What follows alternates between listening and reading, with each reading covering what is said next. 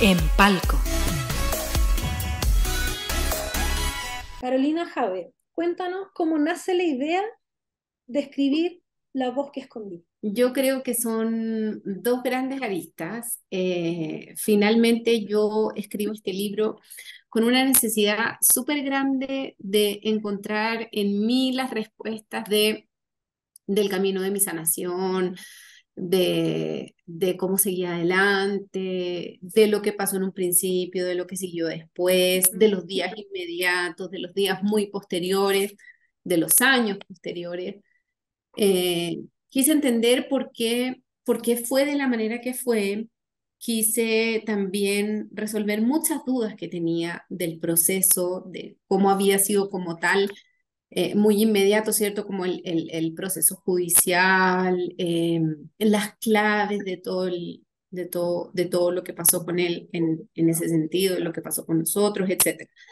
Yo tenía lógicamente eh, las claves generales, pero a veces el detalle no lo conocía muy bien.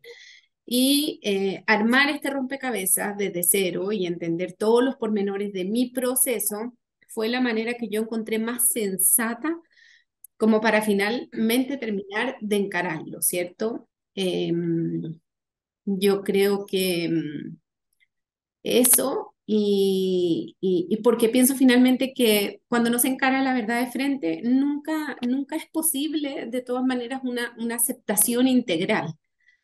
Entonces, bueno, cuando yo traté de hablar, tal como lo expongo en mi libro, muchos años después de todo esto, sentía que, claro, que la voz no me salía, que me ponía muy nerviosa, que no era fácil hablar del tema. Entonces dije claramente, aquí hay algo no resuelto, aquí hay algo que todavía vive en mí, porque este miedo me está paralizando tanto. Si yo aquí no siento miedo, no estoy ligada como en el fondo a vivir ahí en Chile, a sentir como esa angustia tan visceral que sentía muchos inviernos y todo eso. Entonces, bueno, entonces en un principio por trabajar en eso y por entender la base de esos miedos. Y también porque yo, antes de proponerme ya, de decidirme a escribir el libro, había grabado un podcast con una periodista colombiana, eh, precisamente yo diciendo, o sea, este caso escapa de todo lo normal, esto es más que brutalidad, es más que crueldad, es un episodio demasiado difícil, pero ¿cómo entonces, o sea, por qué me pasó esto a mí? Si casi que uno siente como una misión casi divina desde el cielo, decir, bueno, me pasó, lo encaré como lo encaré, tuve la fortaleza, tuve la resiliencia, pero entonces, ¿y ahora qué hago con esto? Casi que como que uno se siente con una bolita de, de cristal y dice, si yo no hago algo con lo que aprendí y con toda la fortaleza que adquirí en el camino, quizás no estoy cumpliendo el verdadero sentido de todo esto.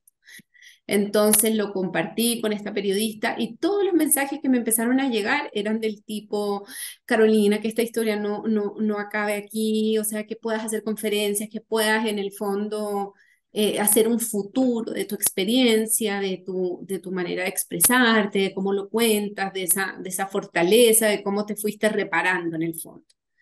Y entonces, bueno, dije, no, sí, tanta energía linda es por algo, esto ya tiene que tener un porqué y finalmente eso, la búsqueda de poder, o sea, de que esta historia, perdón, trascienda al nivel de poder inspirar, o sea, quizás inspirar suena como muy arrogante, pero que otras personas se basen en mi historia, en mi recuperación y en mi reparación, como para decir, sí, efectivamente se puede salir adelante, se puede continuar con una vida, porque finalmente la que manda es la voluntad y la cabeza casi en todas las recuperaciones, pienso yo. Tú decías en tu libro que tú no te preguntabas por qué yo. Entonces, es para qué. Buscas un poco en este libro o en contar tu historia, ¿para qué? Sí, así es, sí. Como te decía, yo lo siento casi como un llamado. Nunca me lo pregunté por qué, básicamente, Marcela, porque creo que la fortaleza que yo tenía en ese momento por todos los motivos que yo cuento anteriores al asalto, de alguna forma siento que me prepararon para, aunque es ilógico decirlo, porque uno nunca está preparado para nada en la vida, y menos para una situación así.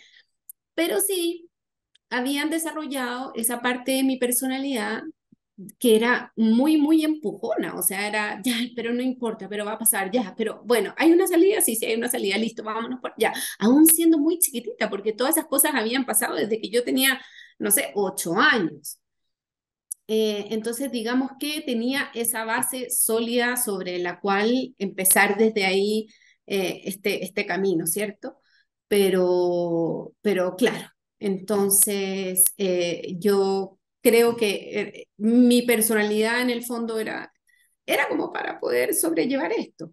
Quizá otra persona, sí, seguramente se habría desmoronado, mira, tal como le pasó a mi mamá, o sea, todas las personalidades somos distintas, entonces no me lo cuestiono porque simplemente siempre me creí capaz, por más que muchas veces dudé, por más que lógico que el proceso también tiene altos y bajos y no es fácil y no siempre fue que las cosas se dieron así como tan orgánicamente maravilloso, no.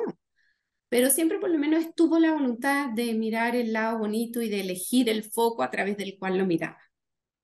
Debe haber sido muy difícil para ti el proceso de escribir el libro. Como tú decías, no podías ni hablar del tema. Eh, ¿Fue todo el tiempo complicado? ¿Hubo un momento que a medida que ya ibas avanzando y que ya ibas como soltando, te fuiste como, no sé cómo decirlo, como relajando en el fondo? ¿O fue Sí, sí. complicado hasta que lo terminaste y dijiste, ya, ok, acá está? No, mira, el principio fue liviano, porque en el fondo fue hacer la estructura, sí, de todas maneras dolía recordar y todo. Yo creo que lo más complejo fue toda la parte del medio, digamos, porque al final yo me enamoré de cada momento que viví con él, o sea, de escribir llorando de la emoción, desde darte cuenta que finalmente uno elige el foco desde cuál mirar tu vida, tu experiencia, lo que te haya pasado y todo eso. Fue muy satisfactorio hacerlo de esa manera, además que tenía toda la emoción muy latente de que ya habíamos firmado con la editorial y que ya era un hecho. Sin embargo, esa parte del medio de la que te hablo es claro, es toda la parte crítica de hablar con los abogados del caso, enfrentarme a los expedientes, que siempre lo he dicho fue la parte más dura, o sea, yo me acuerdo que los abría y miraba así como de reojo, literalmente, como sigo, no sigo, ya, bueno, sí voy a seguir. Y habían muchas cosas que tu mente borra literalmente por supervivencia. Entonces, entiéndeme que es la manera más, no cruel, no sé cuál es la palabra, o sea, más cruda de enfrentarte a todo lo que pasó, porque además que yo, cuando a mí me tomaron la declaración, los policías, los abogados, etcétera, yo hablé con demasiada franqueza. Entonces, yo di todos los detalles, lo tenía muy fresco, recién había pasado, además que yo creo que todavía estaba bajo los efectos de la anestesia y de los psicotrópicos que nos habían suministrado durante el mismo secuestro.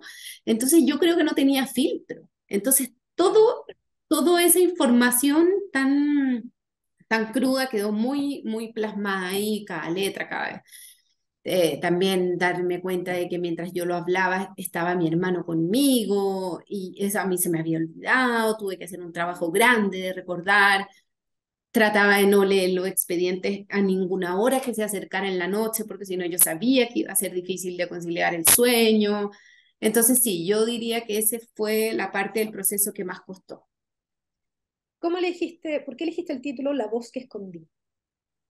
Mira, porque al principio, como te contaba, yo lo hablé mucho, mucho, mucho, mucho a todos los que me tomaron la declaración, a todas mis amigas que entraban a la clínica. Yo contaba y hablaba y hablaba y hablaba con el sacerdote, o sea, con todo el mundo. Y de todas las personas con las que entrevisté, entre comillas, porque la gente cercana no se la entrevista, pero conversábamos, me decía, Caro, es que lo decías todo y nosotros éramos como casi, o sea, tapándonos los oídos, como ya, ya, ya, es suficiente, no más, no más, no más. ¿Y Pero tú te yo creo que dabas cuenta un poco cómo eso afectaba al resto? ¿Tú tenías una necesidad tan imperiosa de soltar, de sacarlo? ¿Por Sí, qué sí, sí. pasaba Sin eso? embargo, igual me daba cuenta y después empecé como, Ujú. como a tener un poco más de recato. Sin embargo, la voz que escondí nace precisamente de esas ganas tan grandes de hablarlo, de sacármelo del cuerpo, de decirlo, decirlo, decirlo muchas veces. Y yo creo que ya, después de que salí de la clínica, dije no más, no más. O sea, yo ya hablé todo lo que tenía que hablar, lo estoy hablando con mi terapeuta, ya ella sabe como toda la base de todo esto. No tengo que seguir ahondando en el tema, no más, punto, me callé. No quiero ver una entrevista, no quiero saber qué pasa en las noticias, no quiero saber cómo, en qué cárcel ni en qué condiciones está él. O sea, es un callar absoluto. Y eso siempre formó parte en el fondo de mi vida. O sea, yo siempre preferí como, ya, ya, ya. O sea, listo, esto se acabó, se terminó, no se habla más del tema, ahora a otra cosa. Entonces, la voz que escondí corresponde, claro, a todos esos años en que yo nunca más volví a hablar del tema, salvo contadas ocasiones, lógicamente, pero nunca más con la soltura como con la que lo hice al principio. Entonces, eso corresponde a la voz que escondí. ¿Cómo se supera un trauma así? ¿O se aprende a vivir con eso y nunca se va? Hay una parte tuya que siempre tiene, o sea, aprensión, que tiene miedo, o uno puede salir de un trauma tan grande como el que sufriste tú y tu familia. Es que todo se puede, o sea, finalmente todas las respuestas están muy dentro de nosotros y uno elige simplemente, o sea, porque la capacidad la tenemos todos. O sea, eso es algo que vive con nosotros como en todos los seres humanos. Yo creo que depende de cómo lo miremos, depende de la capacidad que tengamos de diferenciarnos de nosotros como persona y el problema. Eso es un poco lo que hace la escritura, cuando uno narra y escribe y escribe y escribe, uno como que se desahoga y uno dice, sí, efectivamente, o sea, yo soy yo y el problema es este, el que está en el papel. Creo que cómo se sana finalmente responde a algo así como que yo te dijera, cuando logras entender después de mucho tiempo y a mirarlo no desde la ira, desde la angustia que te genera lo que sea que estés pasando, y lo ves más como un proceso muchísimo más integral que tienes que vivir por algo. Es que uno empieza a entender que, bueno, sí, sí, tenía un propósito. Bueno, sí, era yo la persona que tenía que encarnar este dolor para salir adelante de una mejor manera. Entonces no creo que hayan recetas mágicas ni cómo decirte de cómo salir, hace esto, a mí me sirvió tal, o sea, todas esas recetas en el fondo varían tanto de persona en persona. Lo que yo sí creo que es el común denominador es nunca perder la certeza, nunca perder la fe de que una vida te está esperando, de que todo puede cambiar según tú lo veas, de que hay apertura de mente para decir que, o sea, de este problema que solo maldigo, de verdad, ¿dónde está la bendición? ¿Dónde está lo que me va a hacer crecer? ¿Dónde está lo bueno que voy a poder sacar de esto? Y que ese sea tu norte como para superarte y para decir ya, ya, ya. Y que algún día, ojalá no muy lejos, puedas decir, efectivamente pasé por eso y soy una mejor persona y crecí. En el libro, bueno, tu historia es tremenda en esta situación, digamos, lo que pasó con tu familia, uno lo lee y de verdad se trata de poner en el lugar y no lo pueden imaginar porque parece que estuviera leyendo algo de ficción. ¿No? A veces Sí, piensa, no, esto no está pasando. Pero hay otra parte que me gustó mucho, que tú hablas como con mucho amor, a pesar de que habían dificultades y todo, de tu familia, de tus amigas. Eso es vital, digamos, para superar algo así, el apoyo y el amor que uno siente hacia los que quiere. Porque en el fondo, a pesar de todo esto malo, yo creo que es como una historia de amor, de cómo tú sí, quisiste salvar a tu familia, cómo tu mamá se mantuvo despierta para tú poder salvarte. Y eso es como súper emocionante cuando uno lee el libro. Yo creo que, me imagino que es vital en toda esta historia, el amor a la gente que te quiere y que tú quieres, digamos. totalmente. Y es que si no lo miraba desde esa forma, y si es que en ese momento no me estremecía por el amor que sentía por mis tres hermanos, que casi me lo arrebatan, que casi nunca más puedo disfrutar de ellos, por la gran admiración que siento con mi papá, eh, por todo el dolor que sigo sintiendo, por el dolor, valga la redundancia, que en ese momento estaba sintiendo mi mamá y que quizás yo no logré simpatizar en esa empatía que ella necesitaba en ese momento. si yo no lograba plasmar eso en esta historia, no iba a ser la misma historia, porque definitivamente eso fue lo mucho que me marcó y lo que me empujó a salir adelante. O sea, esa fortaleza de mi hermano mayor, esa imagen perfecta de vernos a nosotros juntos de nuevo y volver a recuperar tu vida después de que tuviste a esto, de que te la arrebataran con mucha fuerza, con mucha furia. Siempre sentí que era una bendición muy grande. Entonces, plasmar eso en el papel también fue muy liberador y sentir que ellos lo van a poder leer y que de alguna manera se sientan como, "Ay, bueno, no fue tan difícil para ella". También es muy lindo. En el libro tú mencionas que tú perdonaste al Tila. ¿En qué momento y cómo llegas a eso? Es una persona que le hizo tanto daño. ¿Cómo llegas a perdonar? Mira, me lo han preguntado todos los encuentros que he tenido con medios y yo creo que más que perdonar, Marcela, es un aceptar y seguir adelante, es un aceptar y sanarlo. Es decir, no hay nada que yo haga o que pueda haber hecho post secuestro para cambiarlo. O sea, es como un instinto muy controlador del ser humano poder decir, no, o sea, como tratar de ir atrás y decir, es que si no se hubiese quedado esa ventana abierta, si es que él hubiese entrado al primer piso efectivamente a robar, o sea, ya, como que listo, no hay cabida para esa opción, no hay nada que yo pueda hacer para controlarlo, esto fue como fue, esta historia vive en mí, tengo miedos, tengo todavía los sentidos muy agudizados en el fondo por el trauma vivido. Yo como tal cuento en el cuento, o sea, todavía a veces miro para atrás, como evitando siempre ese factor sorpresa, cada vez menos, siempre más espaciado. Nunca he sentido que se me desbordan las emociones, ni que me voy a morir del susto, ni del miedo, no. Entonces, cuando esa certeza te habita, de que ya, de que lo que es, y de lo que salió de eso, y de lo que pasó, pasó, yo creo que uno es capaz de decir, lo suelto, lo entrego, entrego este relato, entrego toda mi experiencia de lo que fue mi camino recorrido de sanación y no puedo más que entregarme a que este testimonio trasciende, que pueda tocar muchas almas y que encuentre muchas manos receptoras que lo puedan leer con altura de mira para entender finalmente que todo camino de sanación tiene un ingrediente muy grande que se llama voluntad.